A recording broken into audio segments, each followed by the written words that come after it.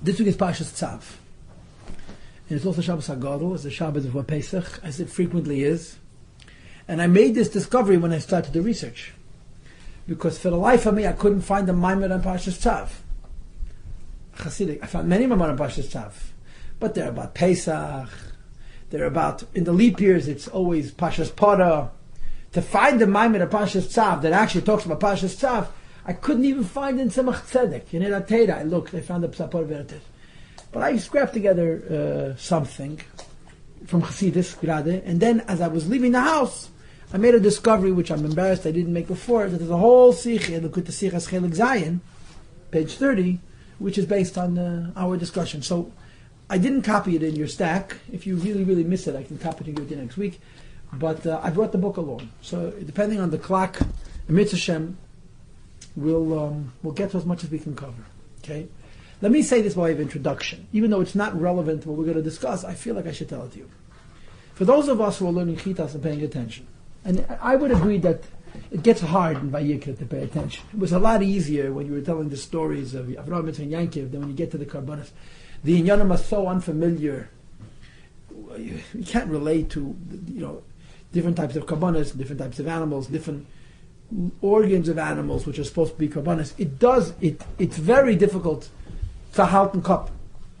But there's a very, very obviously strange thing about the Parsha, which I'm not going to talk about. This is next year's class, but I still feel like I should touch on it. And that is like this.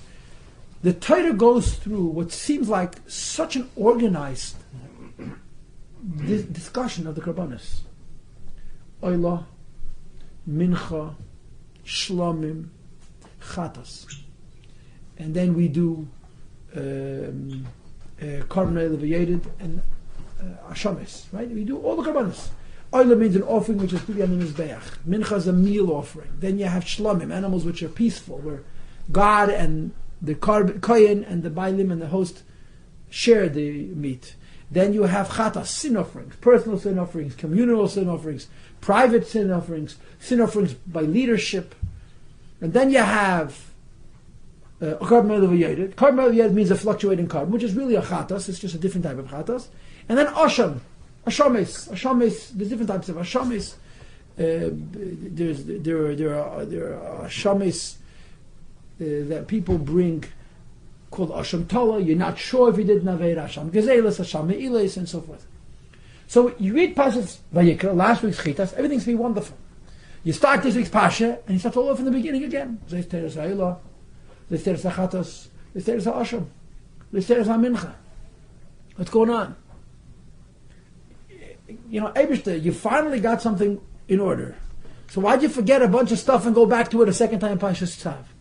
And you should know that every commentary in Chumash, this is not a question. This is two whole Parshas in the Chumash.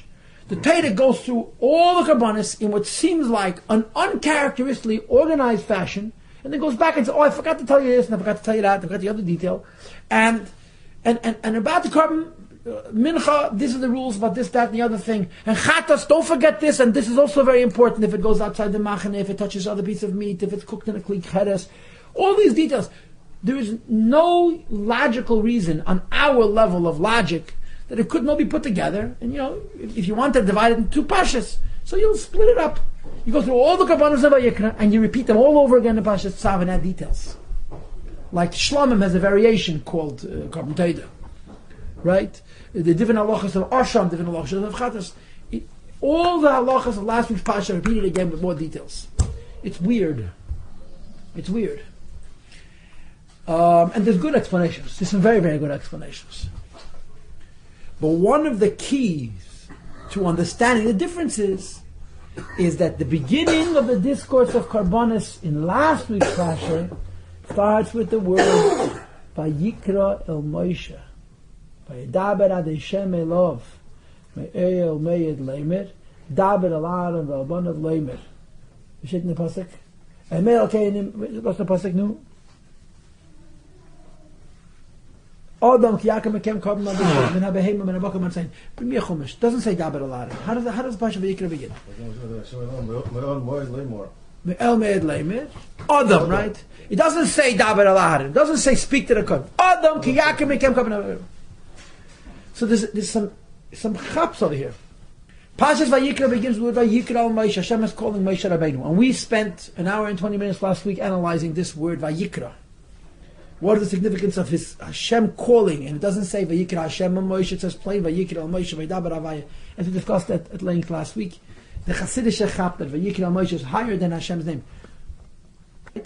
But the discussion is being given to the Jewish people. Adam ki Yaakov mikem means any Jew who wishes to bring a carbon. These are the halachas. Our pasha begins not with Vayikra al Moshe Adam ki Yaakov mikem. It begins with Tzav el Aaron v'albonav leimer. So immediately you see two distinctions between the spirit, the nekudah, the point that is going to be the evolution of halachas in Pashas Tzav. First of all, you use the word Tzav as opposed to the words Vayikra al Moshe. And second of all, our Pasha is spoken specifically to the Kohanim. Last week, any Jew brings a carbon. In other words, Pashas Vayikra is Hashem teaching Moshe Rabbeinu, teach these to all the Jews. Pashas Tzav, Hashem says, Moshe, now let me teach you stuff. This you'll teach only to the Kohanim. And again, technically, on a niggle level, on a superficial level, these are intricacies, it's too involved, the Jews are not going to understand, they don't need to know, it's not that important. They're not bringing the carbon anyway, they're donating it. It's their wealth, it's their own personal behema that they're bringing. And of course, as Chassidus says, Mena behema means your own personal animal. So last week's Pasha was Hashem teaching Moshe Rabbeinu to teach Jewish people the mitzvah of Kabbanis. Parshas Tzav is Hashem teaching Moshe Rabbeinu the aspects of Karbonos that are specifically relevant for the Kohanim, for various reasons. And the most obvious reason is because they're the priests. They're the ones sacrificing the Karbonos. So we've already given us a handle on this truly perplexing question. I think it's a really, really compelling question. Hashem tells us the halachas of Karbonos. There are few parts of Torah, but 630 mitzvahs. How many mitzvahs in Torah are explained with the kind of details that Karbonos are? Mamish a handful. Most mitzvahs are a word, a sentence, a vav, a yud, maybe a pasuk or two. Here you've got a pasha that lists Karbonos in order, tells you the species, tells you what you shecht and where you spray the blood. Everything is explicit in the Bible. You don't have to look in Chazal. You don't have to extract it from half words and from quarter sentences and from traditions that are oral. It's all written in the text. Oila, Mincha, Shlamim, Chatos, Karmel V'Yered, which is a Chatos Osher. And they start over again. So the technical difference between Vayikra and Tzav is Vayikra is Hashem telling Moshe Rabbeinu what you need to know about Karbonos. Even though there's a lot of details here that are really also relevant only for the Kohanim, like which body parts go on the Mizbeach and so forth. Nevertheless, for reasons known to God, and perhaps if we looked in Sfarim and Mefarshim, we would also know, every Jew needs to know those details. Parshas Tzav is recapitulating, going over the whole thing over again, adding little intricacies, which are very technical, and from a perspective of halacha, are so technical. Hashem says, Tzav, tell it to Adnan and his children. That's the basic difference in Vayikra and Tzav. And of course, since we're learning Parshas Tzav, we're going to focus on the word Tzav. Right? Vayikra means Hashem is calling Moshe Rabbeinu to give him a communication for Klal Yisrael. We talked about Vayikra last week. We're not talking about Vayikra. Tzav is the chosen term.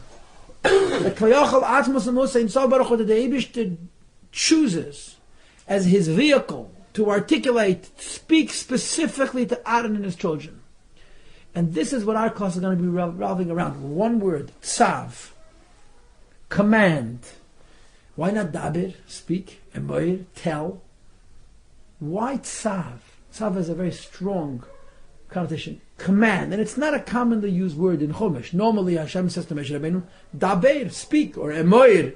Tzav is rather infrequent. Our Pasha, where Hashem is speaking halachas of Karbonos that are specifically relevant to the Kohanim, it's a Tzav. Command them. Okay? So we've set the stage. We're ready to learn. I just want in this Sikha, which I didn't publish in your stack, the Rebbe has a very interesting thing. He translates the three words, Emoir, Daber, and Tzav. It's on page 33 in the Kutas Sichas Chelek Zayin. He says, Emoir means Zog, that means to speak. Daber means a raid, which means to talk. The difference between speaking and talking, I don't know. Tzav means zogon, command. That's how the Rebbe splits it. He cuts it for us. He takes away the vagary, the obscurities. He says, Emer means zog, say. Daber means a raid, which means speak. Say and speak. I suppose that speak is more direct than saying. And tzav means command. Okay? And this is what we're going to be discussing. Okay? Let's begin with Rashi. Okay, Rashi says two things.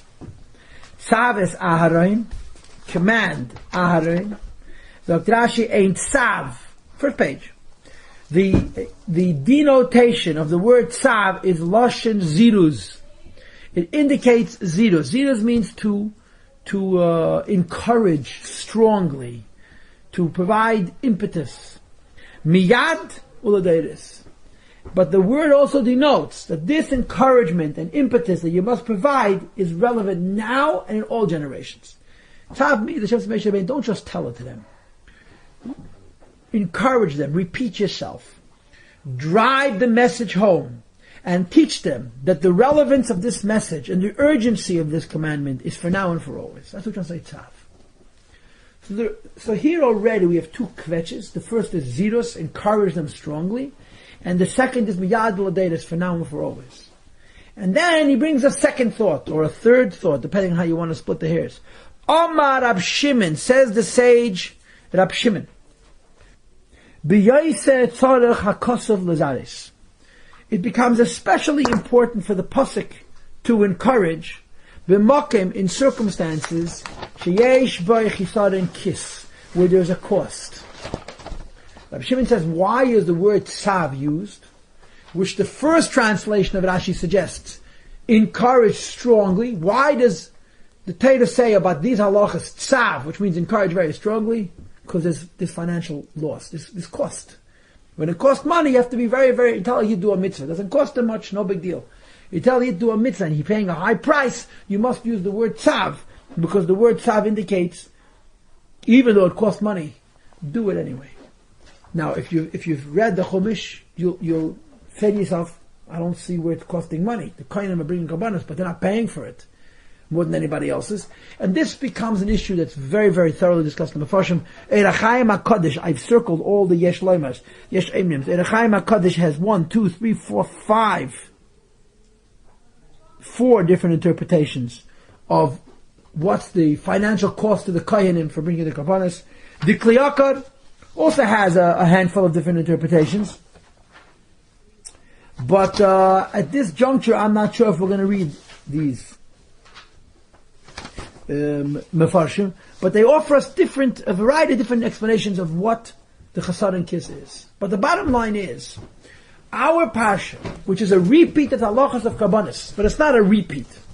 It's focusing on the more intricate components of Karban, relevant specifically to the Kohanim, begins with the word Tzav. Rashi says, first of all, encourage them and teach them that this is something for now and for always, and specifically they need encouragement because there's a financial loss involved. And when people are going to pay a price for their service to Hashem, they need extra encouragement. So let's say Rashi has given us 2 commentaries. Okay? Then we look in the Ramban. The Ramban is on page 2. Omar HaKosov B'Parsha. I'm reading from the very beginning. On page 55. Right? On the right side. Omar HaKosov B'Parsha, the Pasuk says in the Parsha, Daber al Bnei Yisrael, speak to the Jewish people. And this is referring to Parshas Vayikra. Kisham Yitzave, because last week's Parsha, he was discussing Ba'avas HaKarbanos, about bringing Karbanos, V'Yisrael Mevi'eh Mesim, which is something which all Jewish people bring. So in last week's Parsha it says, no, it must say Daber Bnei Yisrael. How does it go? Vayikra Hashem al Moshe, Vayikra al Moshe, Daber Hashem elav me'al me'ed le'imeh, Daber Bnei Yisrael. It does say Daber Bnei Yisrael. Menachem. It doesn't say Daber Bnei Yisrael. The Ramban is not making it up. Take a chumash. Yeah, it does say vayikadavid, but it doesn't speak specifically to the Kohanim. It speaks to Klal Yisrael because it's speaking about bringing the karbanos. V'kan Omar Tzavesar, and here he says, speak to the Kohanim. Ki Yedabe b'Maisa Karbanos, he's discussing the intricate details of how the karbanos are brought. V'Kohanim Yasu Eisim, the Kohanim needs to do it. Okay, so the Ramban begins his discussion not by translating the word Tzav, but by giving you the point that I made in my introduction of why the Torah divides what seems like one sequence of mitzvahs and halachas into two portions. The first is dealing to Klal Yisrael about what they have to bring. Second is telling the Kohanim of how they should be sacrificed. And in as much as Tzav is concerned, he brings Rashi basically. He brings Rashi. Okay, he actually quotes Rashi, and he brings both commentaries of Rashi. First of all, the Tzav means that it's Zrizas Miyad Oladeris, and second of all, there's Chasar and Kiss. And on the last line of the Ramban, it says the following: Umadrasha shel Rab Shimon. When Rab Shimon says that the reason the word Tzav is used is because there's a financial loss to the Kohanim, and therefore you use the word Tzav, it can't possibly be for the discussion that comes immediately after. There is no financial loss in the beginning of the Parsha at all to the Hamitzvah which are commanded. Okay? Aval, rather to the contrary, top of the left side of the page now, they get a reward for it. Even when an animal is completely consumed by the Mizbeach, the Kohanim get a part. Which part do they get? An animal which is completely consumed by the Mizbeach, what do the Kohanim get?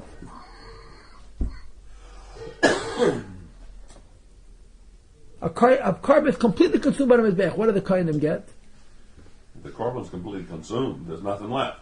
The skin, the leather, and it's a profit. It's parnasa. Okay, so they always benefited. Aval Omar. This that he says, Tanakama, this opinion, Ein Tzav Elaziris Miyad Oladeris. The first opinion says that the word Tzav denotes encouraging immediately and for long generations. The discussions that the Torah wishes to strongly encourage. To tell us they should do miyad immediately that should continue future generations. The Torah says Tzav. So the Ramban is saying like this, that Reb Shimon says, that the Torah says, Tzav means that the Torah has to give you extra warning when you have a financial loss. Says the Ramban, there's no financial loss. Forget the Kohen benefits many korban he offers. So he says the word Tzav means something different.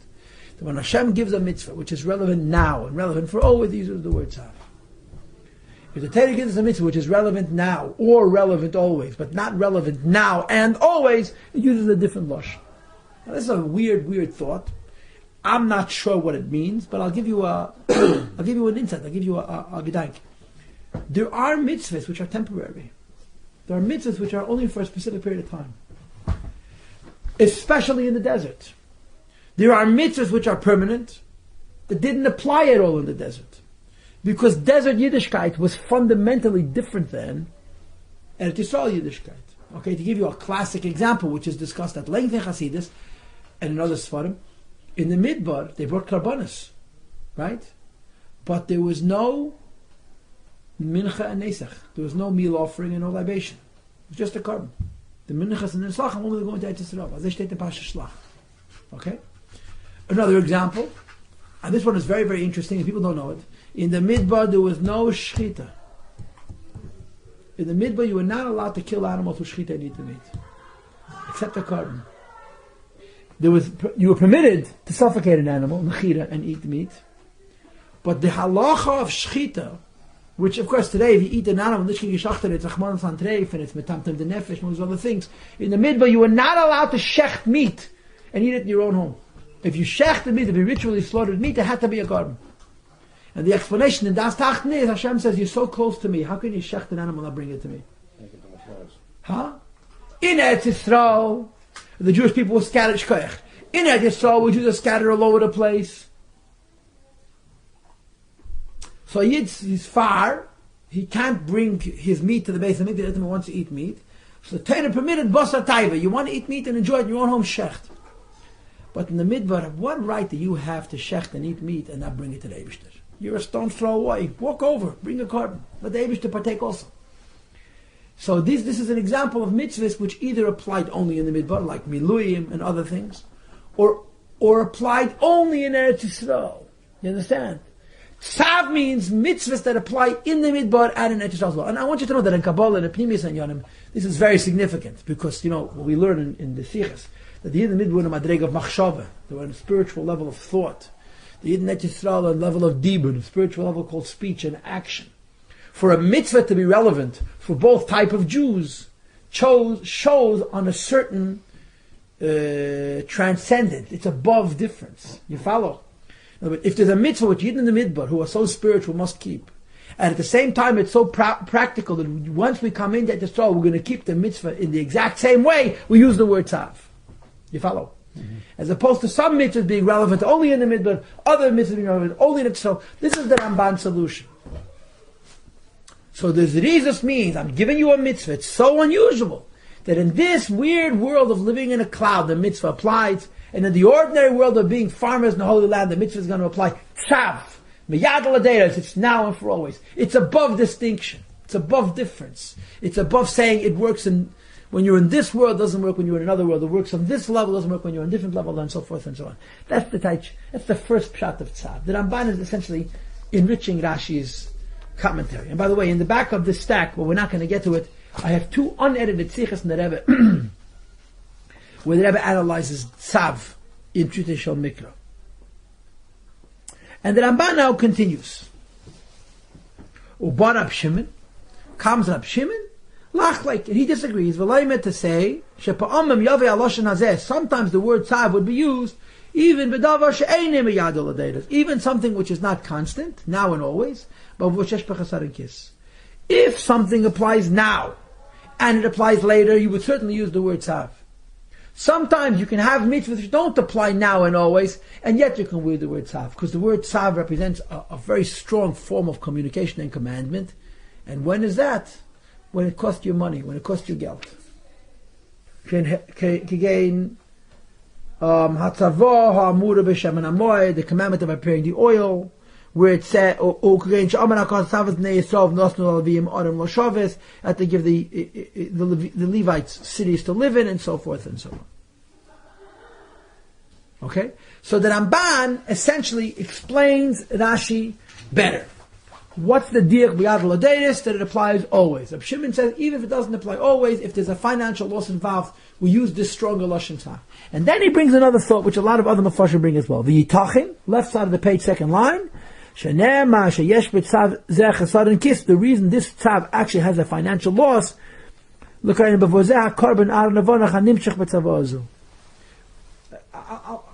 tell you what's going on here. The first parsha in Parshas Tzav, the first shtickle Parshas Tzav, which by the way we read every single morning before we daven, talks about the carbon tamid, the daily offering, but it doesn't really focus on the daily offering. The discussion of the daily offering is in Parshas Pinchas, and it was mentioned in Parshas Tetzaveh, but Rashi himself says it's different. It's not miyad l'deiros. It's two different mitzvahs of carbon tamid ve'in kan hamakom v'hanach bazeh. But the initial discussion of our Parsha deals with fire, the requirement to have fire in the Beis HaMikdash. There was a carbon of Eish, there was a carbon of fire itself. There was a mitzvah pasha to bring fire in the Beis HaMikdash. And the idea that the fire should burn all night, Eish Tamid, Tukudal Zbech, Lo Yisichwa, there should be fire constantly. That's in this week's Parsha, in this particular. And also the mitzvah of Trumas Hadeshin and Hitas Hadeshin. The idea of removing ash from the Beis HaMikdash every day, from the Mizbeach. The next particular is called Zeis Teres HaMincha. And it deals with an offering called Minchas Chavitim. Minchas Chavitim was a special carbon which was brought by the Kohen Gadol every day. And it was brought by each Kohen on his inauguration day.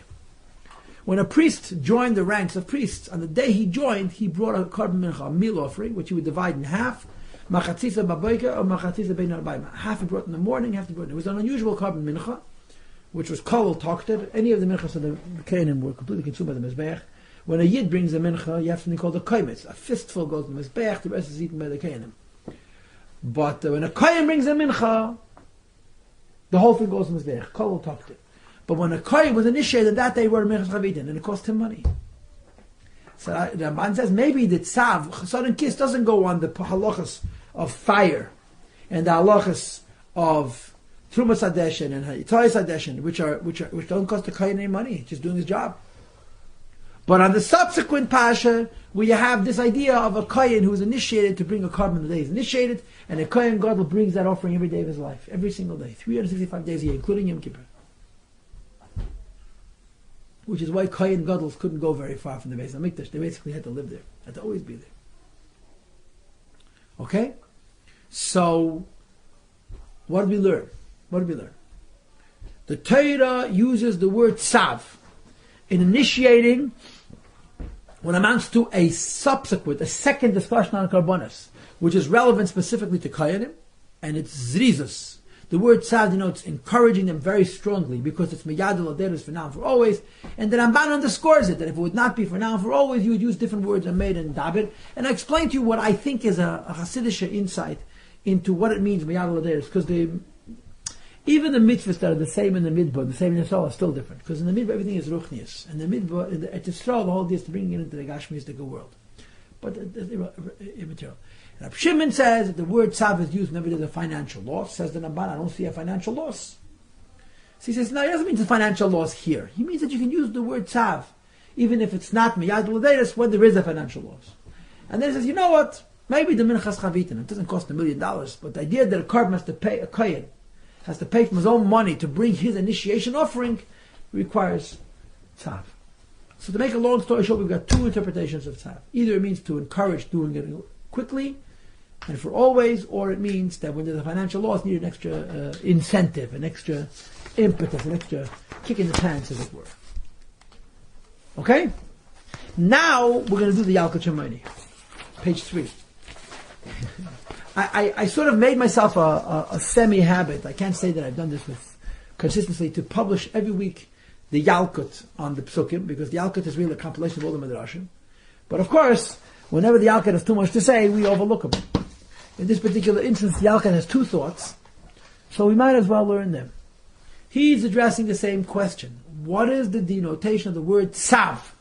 There are so many different words the Torah could employ to indicate telling the Jewish people to do a mitzvah, or telling the kohen to do a mitzvah. What is the meaning of the word tzav in this case? And he gives you two different answers. Okay? The first answer is Lahavul Goyim versus Yidden. And it's a long medrash, which I'm not going to read with you. You're welcome to read the medrash on your own, where Bilam HaRasha comes along and he says, Jews are servants of God. Jews worship God. They give him $1.25. They give him nothing. And Bilam goes through a whole litany of examples where Jewish people give one animal to Hashem, or less than an animal. They give a little piece, a bigger piece, a smaller piece. Bilam says, we know how to give. We can give the Eibishter a whole herd of animals. So the Eibishter says, Tzav Esarim.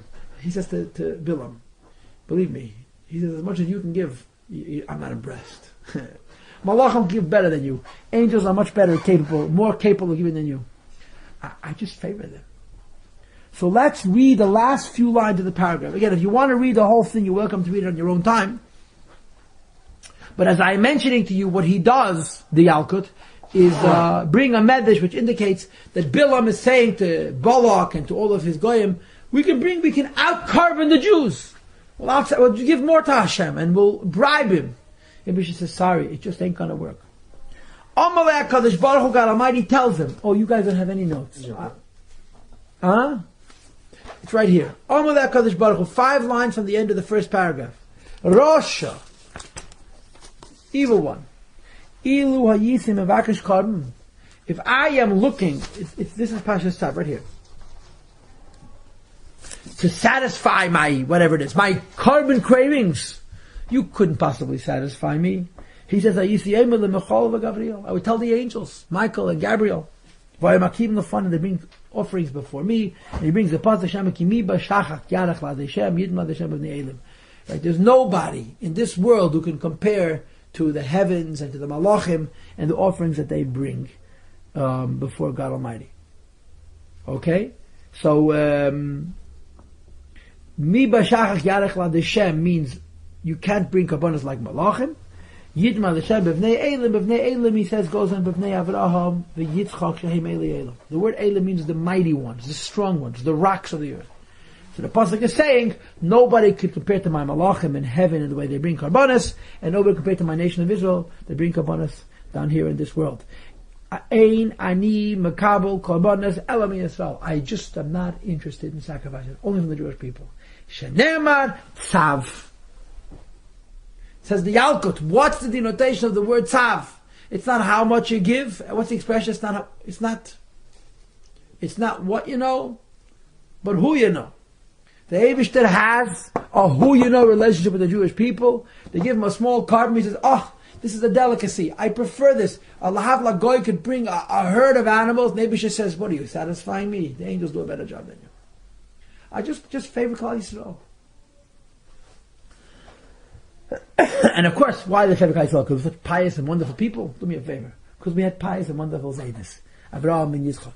And the Taich Tzav is Sarav as Bonav Leim, and the Eibishter says, tell Moshe Rabbeinu. Hashem says, Moshe Rabbeinu, I'm telling you, and tell the Jewish people, they should understand that the kabbalas that they're bringing is not the korban. It's that they're bringing Tzav and it's a special connection between Yidden and Hashem, which is manifested in various ways, including through the vehicle of Kabbanis. It's unique to them. So the word Tzav means the special connection between Yidden and the Eibishter. And of course, Chassidus would say, as I can read in his wonderful, glorious smile, Tzav Adam doesn't mean command on. It means link, connect. Tzav and connect me to the Jewish people because I have this unique connection to them that their Kabbanis I wish. As the Rebbe is going to say in the Sikha, which is not at the back of the stack, but should be. Okay? So we have now a third pshat in Tzav. Pshat number one in Tzav is zrizus, encourage it. When do you need encouragement? Miyad l'deidus. Anything which is not affected by changing of circumstances, the mitzvah still applies, the word Tzav is relevant. The second type Tzav, of course, is with this chasar and kis, a financial loss. The third pshat in Tzav is tell Aharon, it's not the animal. A guy brings me the same animal, I'm unimpressed. It's Arev Esbonov. It's my special connection to Klal Yisrael, which is the schus of our holy patriarchs, Avraham, Yitzchak, and Yaakov, and so forth. You follow? Now, I intend to read the second Yalkut with you. But what I want to do right now is go, I'll tell you exactly where I want you to go, to the Rikanti. The Rikanti is page 10 and 11. Why am I jumping to the Rikanti? Because the Rikanti actually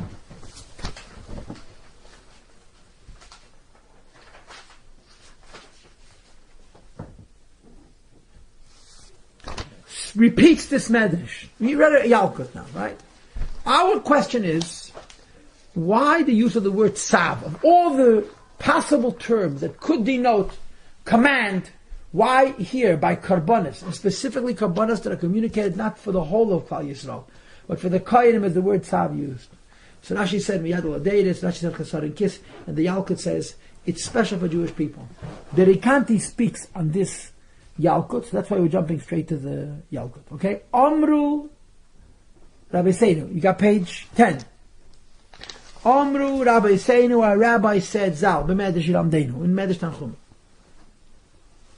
This that it's written in the pasuk Tzaves Aaron, command specifically Aaron, is Zehu she'omar akosov. This is the meaning of the pasuk Kimi v'shachak al Hashem. Who in the heavens could measure up God? Shachak must be one of the heavens. You know, the Gemara says in Masechet Chagiga, based on Psukim, that Hashem has 7 heavens.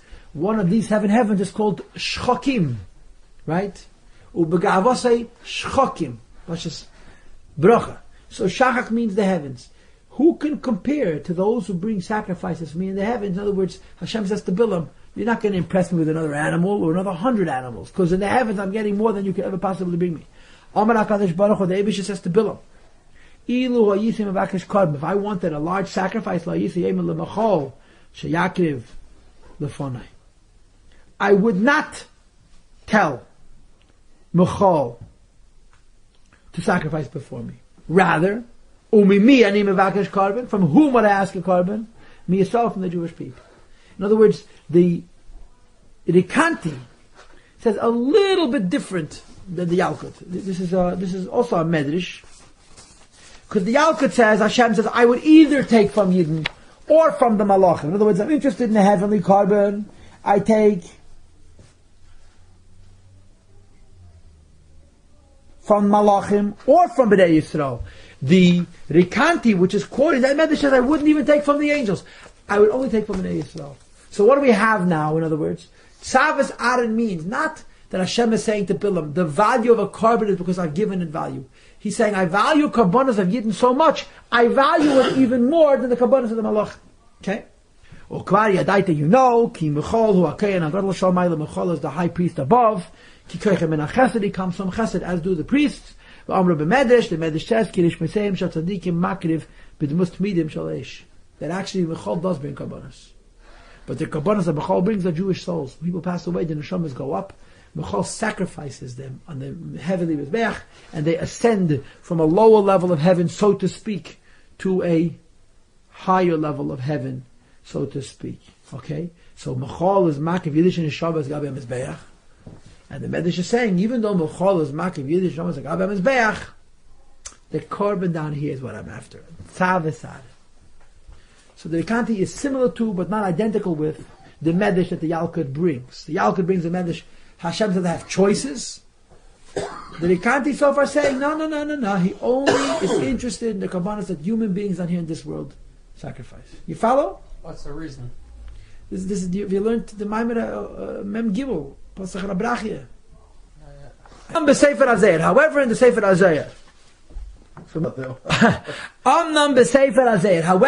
Azayah, Omar Rabbi Yitzchak Rab Chia, Ma Karban Hazeh, what kind of sacrifice is it that Mechol is bringing?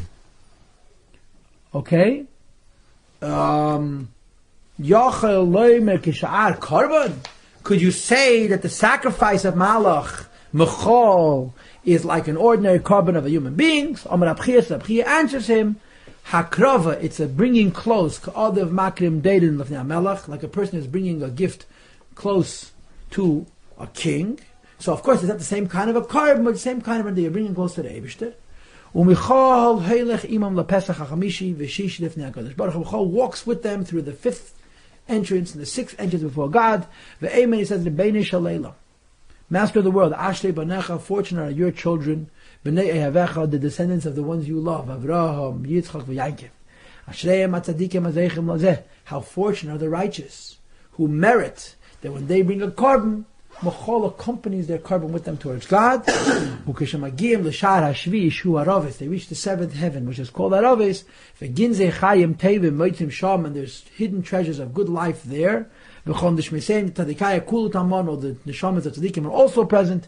The angels of service enter in, and praise before God. And they can then have benefit from the rays of the glowing, the revealing face of God, so to speak. And that's enough. What is the Zayar saying? The Zayar is saying that the Rikanti is saying that Hashem says, I don't even need karbonos of the malach. The Yalkut Shemaini says, Hashem says to Bilam, Rosha, well, you're going to appease me with a few more cows. It's not going to work. Either I'm going to take a carbon from the malachim, or I'm going to take a carbon from Klal Yisrael, and that's the Pshat Tzav. But the Rikanti says, no, he won't even take a carbon from the malachim, he'll only take a carbon from the Yidden. Even though the malachim are bringing karbanos. And what is their karbanos? The neshamas itself that they sacrifice. Still, it's not the malach's contribution that the Eibishter is primarily concerned with, it's the contribution of Klal Yisrael. Because what is the meaning of a malach bringing a carbon? What does it mean a malach brings a carbon? Says the Zayar. He takes the karbanos we bring and brings them closer to the Eibishter. He's not bringing a different carbon. The same carbon that we brought, he brings closer. And the trick to the shtikele is that the lavush, this is the lavush in the bottom right, Pesach HaChamishi Vashishi, is Teferes and Pachad Mimata Lamayla. Okay? And the Midah Hashvius is Chesed. Okay? So it works from the bottom up, in other words. Pesach HaChamishis would be Teferes. Pesach HaShishis would be Pachad, which is Gevura. Pesach HaShvi would be Chesed, which is Machol's thing. Bottom up. The bottom up. Pesach HaChamishi would be Teferes. Pesach HaShishi would be Gevura, which he calls Pachad. And Pesach HaShvi would be Chesed, which is Machol's own gate. So the reason the Eibush favors our Karbonos, because the carbon of the Malachim is actually our carbon that he's simply passing along to the next Madreg. Okay?